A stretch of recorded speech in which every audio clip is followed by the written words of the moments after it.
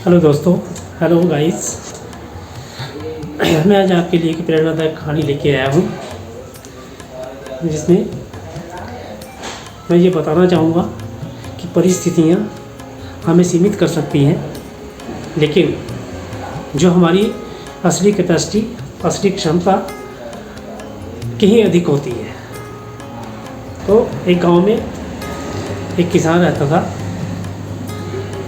तो उसके घर में पशु भी थे और कुछ मुर्गी भी पाल रखी थी और उसकी ज़मीन थी। तो उसकी आदत थी कि रोज़ सुबह उठ के ज़मीन पे घूमने जाया करता था।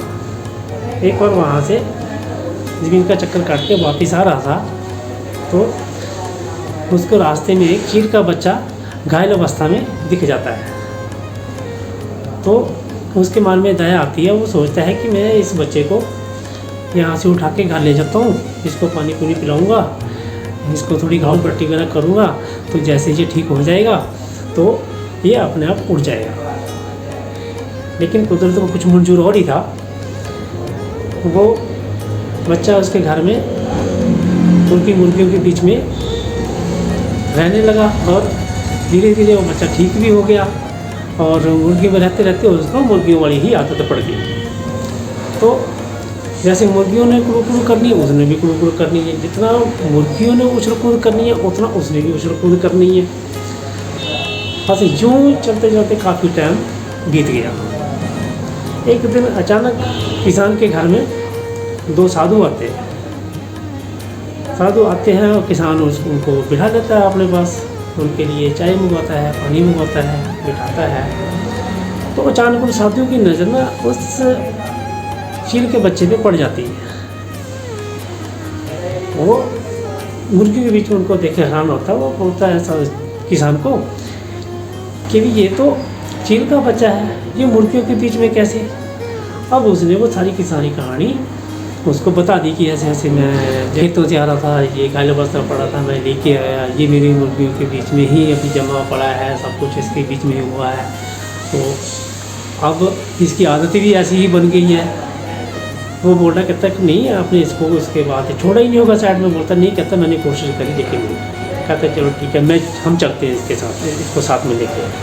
अब उन्होंने क्या किया कि बच्चे को अपनी गोद में उठाया और एक पहाड़ी के ऊपर लेके चल गए।